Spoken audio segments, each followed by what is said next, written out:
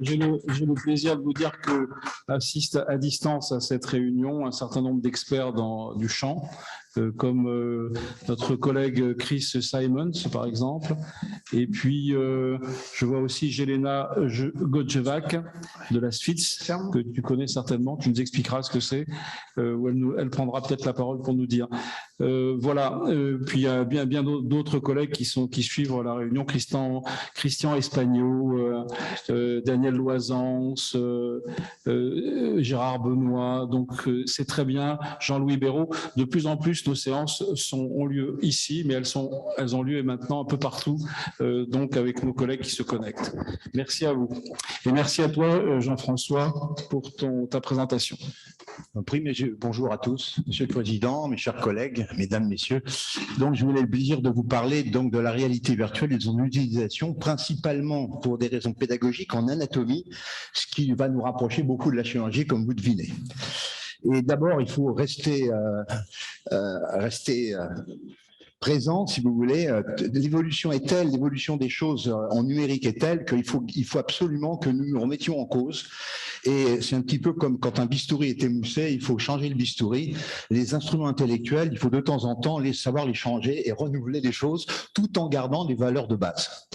Alors, donc, nous sommes dans l'ère du collaboratif, de l'intelligence artificielle et du big data, et évidemment l'anatomie humaine, qui est une science fondamentale, très ancienne, fantastique, doit quand même changer son modèle d'approche, car les modèles pédagogiques traditionnels sont excellents, mais un modèle plus collaboratif, avec un apprentissage éventuellement distanciel, créatif et ludique, et surtout utilisant des techniques telles que la réalité virtuelle immersive, sont extrêmement intéressantes, vous allez le voir. Alors juste quelques mots de l'état de l'art, mais ce serait très bref.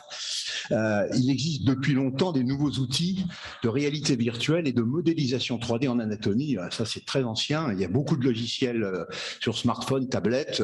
Il y a même des très belles conceptions comme la table anatomage, dont le prix est également assez remarquable. Mais il y a en fait, au jour d'aujourd'hui, assez peu d'utilisation, assez peu de logiciels et de systèmes qui utilisent la réalité virtuelle immersive, comme c'est le sujet aujourd'hui. J'ai regardé rapidement et de façon non exhaustive quelques logiciels pour vous montrer un petit peu les tendances, et ensuite je vous montrerai un petit peu plus ma démarche individuelle comme pédagogue en anatomie à l'Université Descartes. Alors d'abord, il y a Organon, médecine et Immersive Touch. Donc vous avez ce genre de choses. Là, on est avec des lunettes, vous voyez les lunettes comme Oculus. Vous voyez, donc on peut manipuler avec les deux manipulations manuelles. On a des touches et on peut manipuler les objets virtuels, les prendre, les éliminer, avoir le nom, pénétrer à l'intérieur, couper, etc. Donc ça, c'est Organon, c'est un logiciel, un des rares logiciels, des bons logiciels, utilisant vraiment de façon pleine et entière la réalité virtuelle immersive.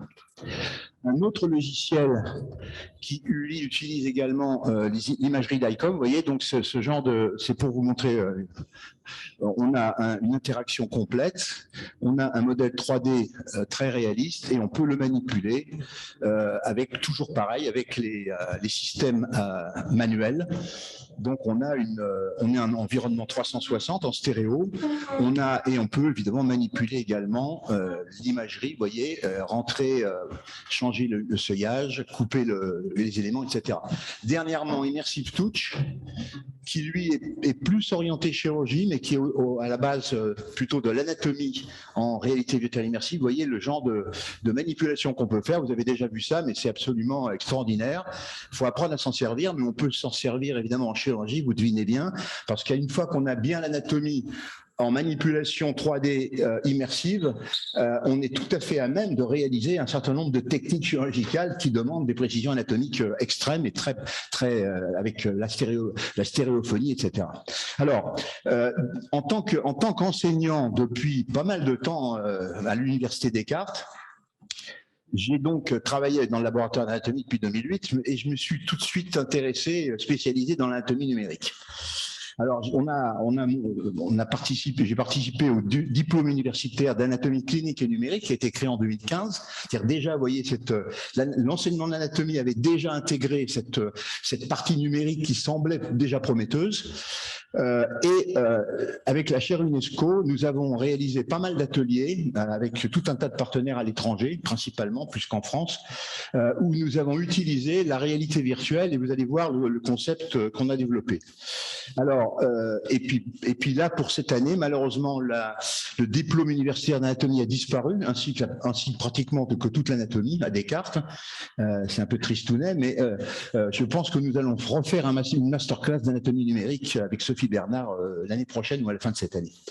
Alors, juste un petit mot pour remercier Maxime Ross, car c'est grâce à lui que j'ai connu la réalité virtuelle immersive en 2015. Nous avions ensemble participé à un congrès à Surabaya, un congrès d'anatomie. Donc voici quelques petites images. Ça c'est Maxime, donc vous voyez, donc là il y a une salle quand même qui est bien équipée avec pas mal de monde. Et vous voyez que donc là c'est Oculus, c'est les lunettes.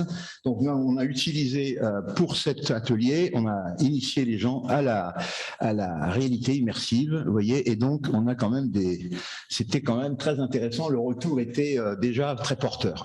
C'était du tout début. Alors, pour ma part, moi, je fais des ateliers pédagogiques de modélisation 3D, non immersive, mais réalité virtuelle, à partir de coupes sériées anatomiques, qui sont celles de Visible Human. Et j'utilise un petit logiciel vraiment basique depuis longtemps, à la fois pour le diplôme universitaire et puis les ateliers de la chaire UNESCO. Alors, je vais juste vous montrer en quoi ça consiste. C'est très basique. Là, on tourne sur des choses vraiment très, très basiques par rapport aux images que vous avez déjà vues. Voilà la coupe de la main avec les tendons, vous voyez, et on voit très bien, alors j'ai pas de souris, mais si, peut-être là, non. Vous voyez qu'on voit très bien les contours. Donc là, le logiciel est très, très basique par rapport à tout ce qu'on fait maintenant, c'est-à-dire que c'est un contourage, c'est un travail d'expertise morphologique, et c'est là où vous allez, enfin, je vais expliquer, c'est là où c'est une valeur pédagogique. Il faut que l'étudiant comprennent l'image, reprennent ses livres et sous la direction éventuellement d'un professeur, comprennent où sont tous les éléments et soit capable de les contourer.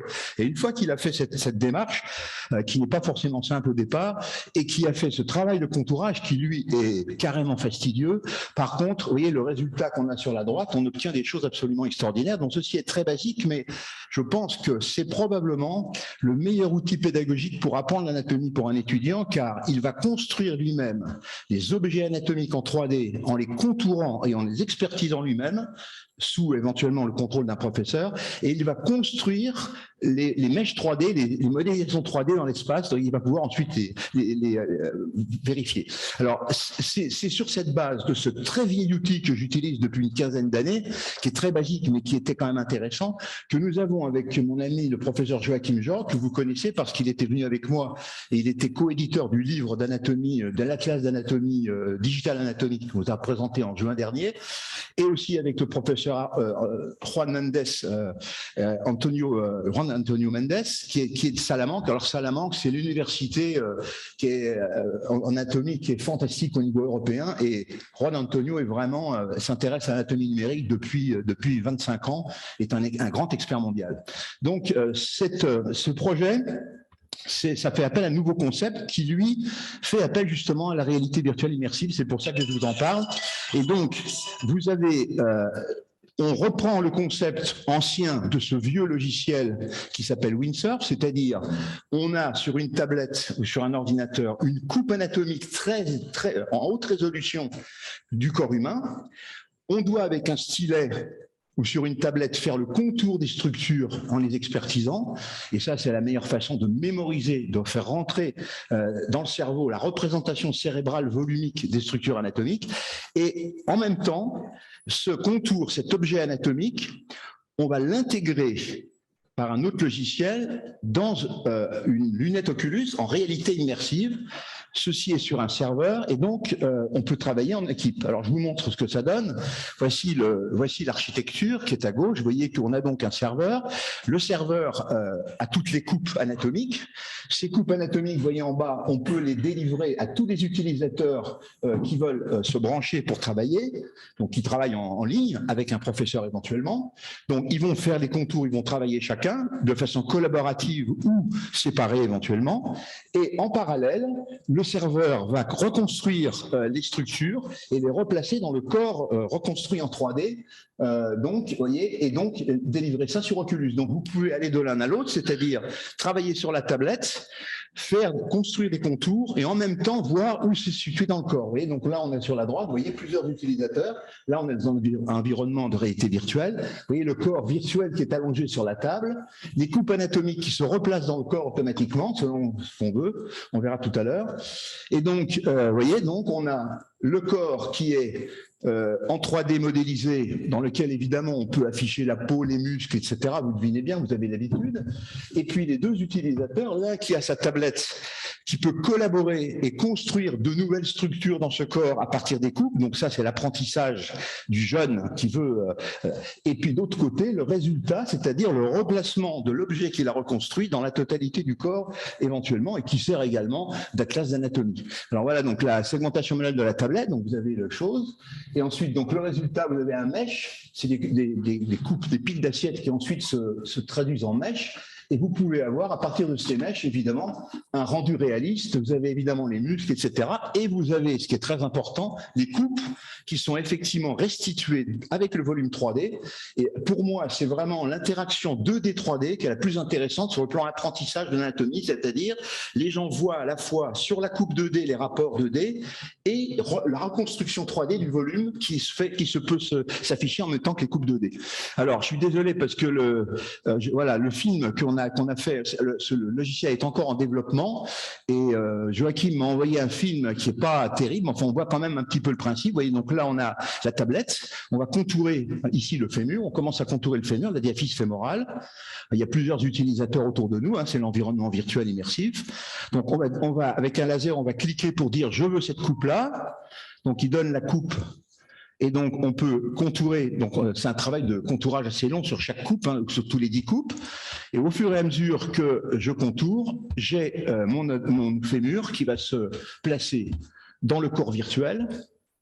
Là, on est sur le trochanter. Vous voyez, on a le col fémoral. Donc, il faut pas mal de coupes pour avoir une forme correcte.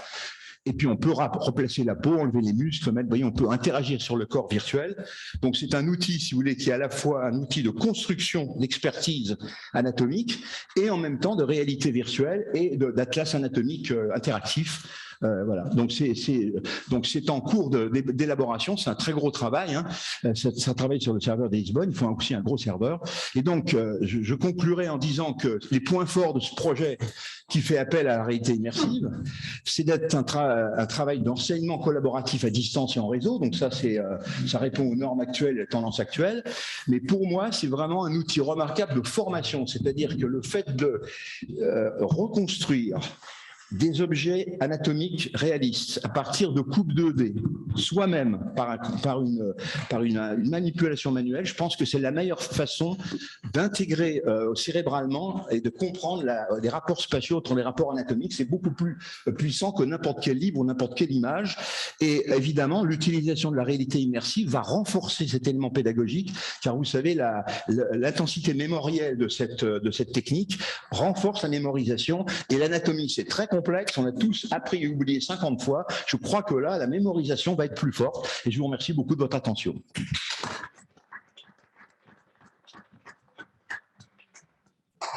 Merci pour ce très bel exposé, très passionnant à la fois sur le plan pédagogique, sur le plan de la compréhension du système logiciel sur lequel il faut travailler, et en même temps la place dans la pédagogie pour l'enseignement, parce que c'est vraiment un outil d'enseignement remarquable de l'anatomie. Des questions, j'imagine? Merci Jean-François.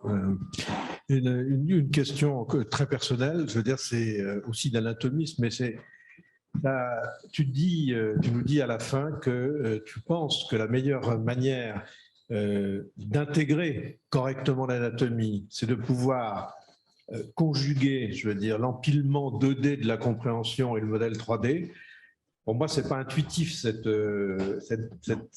donnée, mais ça se vérifie sur le plan pédagogique. C'est ça, c'est ça le sens de ma question. Ça, oui. Si j'ai affirmé ça, c'est pas moi qui le dis. J'ai écouté mes étudiants. Enfin, j'ai utilisé cette technique-là avec au moins 300, 400 ou 500 étudiants, pas qu'en France. Donc, et j'ai eu beaucoup le commentaire de dire que vraiment, c'est extraordinaire pour comprendre, parce qu'effectivement, tout le monde n'a pas la même facilité dans les rapports des volumes. C'est un problème individuel cérébral. Il y a des gens qui sont très à l'aise dans les rapports, dans les volumes, et d'autres qui sont moins à l'aise. Et je pense que cette façon-là, elle est vraiment la plus efficace pour moi. Donc je pense que pour la mémorisation, la compréhension des rapports anatomiques, parce que nous, on est chirurgiens, on baigne là-dedans depuis longtemps, donc ça semble banal. Mais les jeunes qui commencent n'ont pas toujours la facilité de l'agencement volumique c'est ça le problème. Oui, bonjour. Donc deux questions. Ça ressemble au métavers quand même, le fait de se projeter dans un univers comme ça. Oui, bien sûr. Alors ça, c'est la première chose. Donc ça ressemble. Oui. Et la deuxième question, c'est l'expert. Celui qui joue le rôle d'expert ne peut-il pas être remplacé par l'intelligence artificielle qui va corriger automatiquement? Ah oui, absolument. Alors là, il y a plusieurs façons. Là, ça peut être très complexe, hein. Mais il y a le professeur qui, lui, aide les étudiants à expertiser leur coup, parce qu'on ne peut pas faire un contour de quelque chose si on n'a aucune notion. Il faut savoir où est l'os, il faut savoir où on est, savoir où sont les muscles, les nerfs, etc. Donc le professeur, il est là pour aider l'étudiant à se repérer. Et ensuite, effectivement, quand l'étudiant reconstruit un fémur, si le fémur est complètement broc, ça, l'ordinateur peut dire votre volume, votre fémur, ça ne va pas du tout, le rapport hauteur-largeur ne va pas, il y a des problèmes morphologiques énormes, etc. Bien sûr. Et là, on va utiliser il y a deux choses. Premièrement, l'intelligence artificielle, et d'autre part, la comparaison avec le modèle qui est déjà fait. Parce que ce corps, il a déjà été construit par plusieurs experts. Donc, les gens peuvent comparer ce qu'ils ont fait, le fémur, au fémur qui a été fait, qui a été retenu dans le modèle final qu'on peut manipuler. Et s'il y a une trop grosse divergence, ça veut dire qu'il y a un problème et que l'étudiant n'a pas bien fait son travail. Bien sûr, bien sûr. Oui, moi j'ai une question.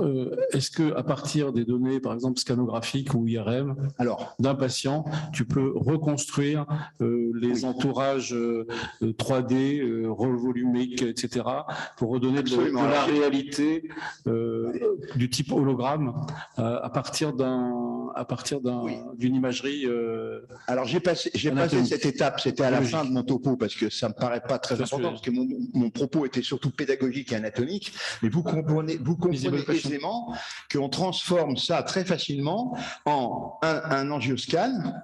Au lieu d'avoir les coupes anatomiques, vous avez des coupes scanographiques.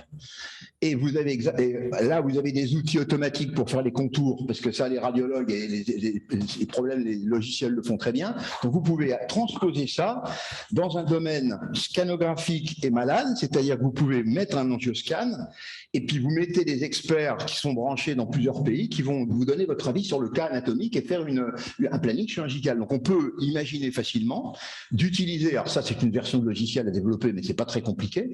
Au lieu des coupes anatomiques qui sont pour les étudiants pour apprendre, et c'est la pédagogie de base, là on est dans le domaine chirurgical, on va prendre un angioscan, on va avoir les coupes qu'on pourra défiler, on pourra couper, et on aura des logiciels qui vont aider à la segmentation automatique, et là des experts vont dire « Ah moi je crois que… » etc. et discuter sur les différentes modalités possibles du planning. C'est comme ça que je vois ça dans la version 2, absolument. Ronald Virag et après Maxime. Simplement, je voulais dire que c'est déjà fait, puisque tu as pris nos images de cavernoscanner et tu as reconstruit l'anatomie veineuse du petit bassin chez l'homme. Et on a des images, on est montré, je crois, il y a 15 jours ou 3 semaines, quelques-unes. Et tu as pu faire travailler un étudiant en anatomie et faire son mémoire sur le sujet. Et nous, en chirurgie, ça nous a appris des choses et il faut dire que c'est un travail de fourmi, de Oui, c'est un travail de fourmi. recoloriser tout ça. Oui, enfin, non, c'est Mais l'habitude. avec l'intelligence artificielle, je pense Vous êtes qu'on vrai. arrivera à l'automatiser et enfin comprendre comment ça fonctionne. Mais là, l'intérêt, c'est le collaboratif, c'est-à-dire on peut imaginer que sur un dossier d'un patient dont je scanne, plusieurs spécialistes, chirurgiens, radiologues, etc., discutent, c'est-à-dire ils ont les mêmes coupes qui manipulent, ils ont des modèles de reconstruction, ils peuvent examiner l'anatomie et donner leur avis sur un planning ou une option telle ou telle par rapport à cette anatomie. Donc c'est l'anatomie en réalité immersive qui est soumise pour un cas précis, un cas d'un patient, qui va servir d'expertise pour un avis chirurgical. Et là, on est en collaboratif à distance, et c'est une nouvelle notion, si vous voulez, un peu comme celle que je voulais donner pour l'anatomie, pour l'enseignement. Voilà. Oui. Hélène Sussman-Ker, le micro est à côté, puis après, il y a notre ami Le Floch-Prigent. Oui, moi j'avais une question extrêmement pratique. Vous, professeur Jean-François Hull, vous faites profiter aux étudiants à Descartes de cet enseignement en anatomie.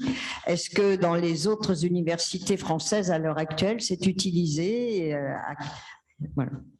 Non, je ne sais pas, mais en tout cas, moi, je compte mettre cet outil à disposition de tous mes étudiants. Moi, je travaille beaucoup plus à l'étranger qu'en France, si j'ose dire, malheureusement, mais j'ai fait pour beaucoup de formations, comme je disais, en Russie, en Indonésie, avec Maxime, en Argentine, j'ai beaucoup d'élèves, etc. Et là, je compte bien que ce serveur, le fait de travailler à distance et en collaboratif me permet de donner des cours et de faire des formations à distance à des étudiants qui ne sont pas en France ou pas à Paris, etc.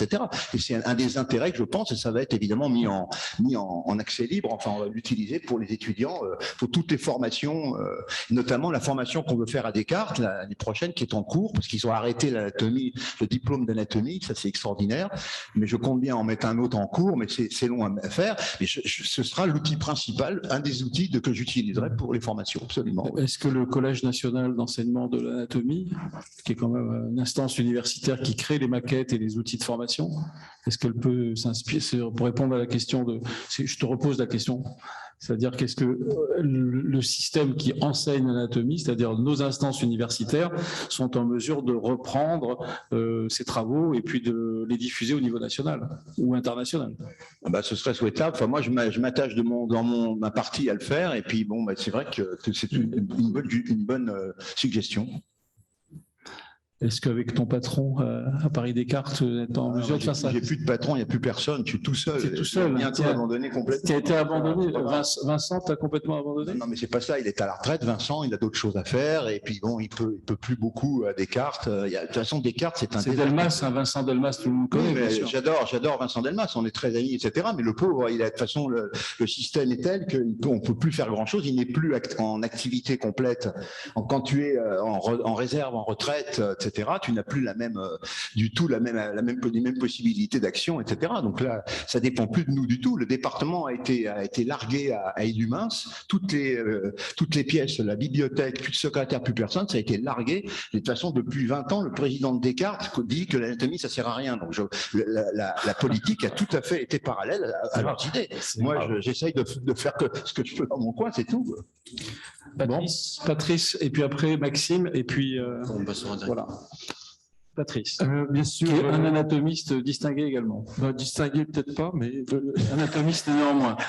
donc j'étais enseignant d'anatomie pendant une 40aine d'années et j'ai côtoyé notre ami Jean-François Hull, que je remercie publiquement parce que d'une part il m'a aidé énormément à titre personnel parce que je pataugeais un petit peu il y a une 20aine d'années pour les PowerPoint et compagnie, et on s'est côtoyé. Il m'a présenté son associé qui était radiologue. On a pu collaborer pendant 10 ou 15 ans. Donc c'est absolument extraordinaire. Ce qu'il fait, c'est aussi absolument extraordinaire. Il est évident que pour les étudiants qui arrivent en médecine et qui sortent du bac, ils ont tout appris, sauf à faire une bonne orthographe, et c'est pas grave, on corrige pas. Et de toute façon, même les plus brillants ont du mal à voir en 3 dimensions. Ça, c'est le propre de l'anatomie, et ça vient assez vite à condition de travailler l'anatomie. La plupart des chirurgiens, dont ceux qui disent que l'anatomie ne sert à rien, connaissent parfaitement leur anatomie et en particulier l'anatomie de leur région, par exemple les ophtalmologistes, etc. Et aux États-Unis, ils font comme ça. Ils arrivent en première année de médecine, c'est-à-dire en 5e année d'université, et ils disent, moi, j'apprends le programme, parce qu'après, ils ont des examens nationaux. Ce sont les 50 États. Et puis après, dans ma spécialité, j'apprendrai beaucoup plus poussé l'anatomie de ma région, etc., etc. Ils sont intelligents. Et pour nous, l'anatomie, de toute façon, il faut l'apprendre. Alors que l'anatomie virtuelle, que tous les moyens que vous contribuez à développer, et depuis maintenant au moins 20 ans, soit plus qu'utile, c'est certain. Qu'il remplace un apprentissage en anatomie sur des traités, ça, je n'y crois pas. Ça remplacera jamais le travail de l'étudiant. Voilà, encore toutes mes félicitations. Juste un tout petit mot, Jean-François, parce que je pense que nous, on essaye de faire de la sensibilisation au métier de la santé, en particulier de la chirurgie, en milieu scolaire, avec des lycéens ou des collégiens de 3e, première. Est-ce que tu participerais? Parce que moi, je pense que cette présentation de l'anatomie humaine, avec ses outils, etc., extrêmement modernes, je pense que c'est de nature à les attirer, à faire une espèce d'attractivité pour mieux comprendre ce que nous sommes, notre corps, comment on peut intervenir dessus, etc. Ça pourrait être formidable. Alors, je ne sais pas ton emploi du temps, mais on va avoir plein de rendez-vous dans différents établissements scolaires. Le prochain, c'est 19 mai au lycée de Chelles.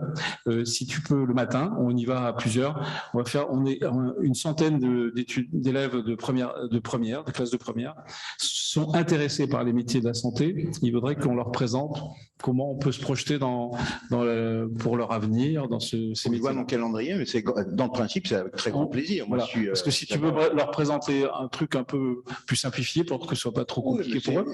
L'image est toujours simple à comprendre. Les images sont faciles à comprendre. Mais leur amener un casque de réalité virtuelle et comprendre ce que ça fait. Par exemple, oui, ça, ils ont envie de comprendre. Ils ont envie de comprendre, et comme ils sont habitués aux jeux vidéo, ça peut être totalement l'idée de... Voilà. Ouais, complètement. Hein. Voilà. C'est un problème de calendrier, mais avec plaisir. Bon, pardon, c'est un peu hors séance, mais merci. C'est quelque chose qu'il faut peut-être retenir. Merci. Ouais, tu m'envoies.